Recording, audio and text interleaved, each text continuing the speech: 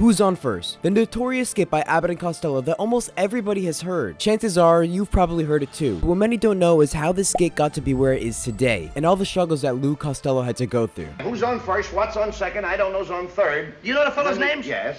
Well, then who's playing first? Yes. I mean the fellow's name on first base. Lou Costello was born in Paterson, New Jersey, and had his first interest in comedic acting in 1927, where he dropped out of high school and hitchhiked to Hollywood. You see, Costello was actually considered a, quote, gifted athlete, as he excelled in sports such as boxing and basketball, and was even considered his school's free throw champion. After moving to Hollywood, Costello didn't have much success at all. Instead of getting cast in major roles, Costello ended up doing labor work or just being an extra at MGM and Hal Roach Studios. But because of Costello's athletic background, every so often he was able to perform as a stunt double. In 1929, Costello left Hollywood and went back to the East to learn more about theater. Costello ended up getting stranded in Missouri and had barely any options left. It looked like he would never be able to pursue his dream of acting, but somehow Costello ended up finding a burlesque producer and persuaded him to hire him in a Dutch comic. Later that year, Costello moved back to his home in New Jersey and was working more with the burlesque producer. But this wouldn't last long. After the Great Depression, the Mutual would collapse, and this led Costello to run into comedian Bud Abbott. After a while, the two decided to team up, and shortly after were signed by the William Morris Talent Agency. This led the two to getting national exposure on the Kate Smith Hour, which was a very popular radio show in 1939. Their classic skit, Who's on First, made its radio debut on Smith's show and was a hit. This success landed them an appearance in a Broadway musical called The Streets of Paris in 1939. In 1940, the two were signed by Universal Pictures for roles in One Night in the Tropics, which was the duo's film debut. Their performance in One Night in the Tropics was so good that in 1941, 4 more films starring Abbott and Costello were released, and they were voted number 3 in the box office. In 1942, they ended up launching their own series called The Abbott and Costello Show on NBC. But this is when things started to take a turn. In March of 1943, Costello suffered an attack of rheumatic fever and was unable to work for 6 months. Later that year in November, Abbott and Costello were rehearsing at their NBC studio when Costello received word that his infant son,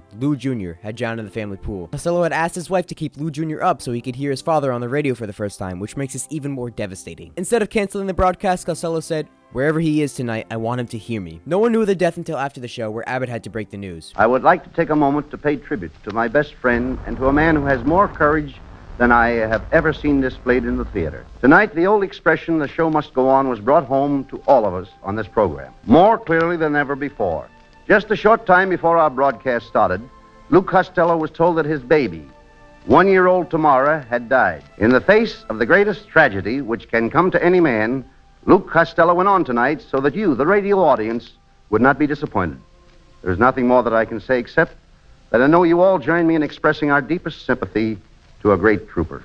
Good night. After this unfortunate event, people said Costello seemed different. He didn't seem as fun-loving and as warm. He seemed to anger easily. There was a difference in his attitude, said Maxie and Andrews of the Andrews Sisters. However, the duo kept going. The two starred in 36 films and were some of the most popular and highest-paid entertainers in the world. In 1936, Abbott and Costello had their first real disagreement. You see, Costello wanted to accept an offer they were given for a minstrel show in Atlantic City. This gig was outside of the duo's burlesque venues, which made Abbott very hesitant. Costello insisted they take it and told Abbott he would get a larger split of the salary, in which Abbott agreed. But later in 1941, Costello insisted they split their income 60-40 in Costello's favor, and Abbott agreed. Over the next 9 years, the duo were slowly starting to lose attraction and went from number 3 to the box office to not even being ranked in the top box office stars. After some disagreement, the two ended up having to leave Universal after 15 years. Both Abbott and Costello were running out of money after many troubles with the International Revenue Service. It got so bad that both were forced to sell their large homes. In 1956, Abbott and Costello made one final film together called Dance With Me, Henry, which was a box office disappointment. The duo split up in 1957 to go on separate paths. Their breakup actually has a pretty dark history. According to actor Errol Flynn, he stated that a prank he pulled was actually the cause of the duo split. You see, both Abbott and Costello had their problems. Abbott was an alcoholic and suffered from epilepsy, while Lou suffered from rheumatic fevers and a certain adult film addiction. Flynn says that he switched up videotapes at a party, and when the party expected to watch an innocent film, they were shocked to see,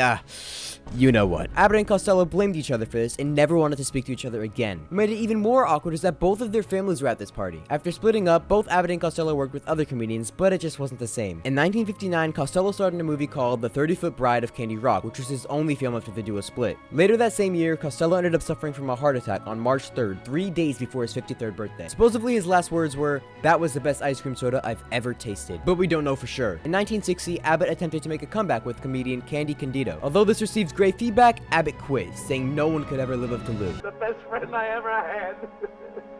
Harvey was only here. There's a kid's never done a bit of harm to anyone. He was a nice boy. What a man he was.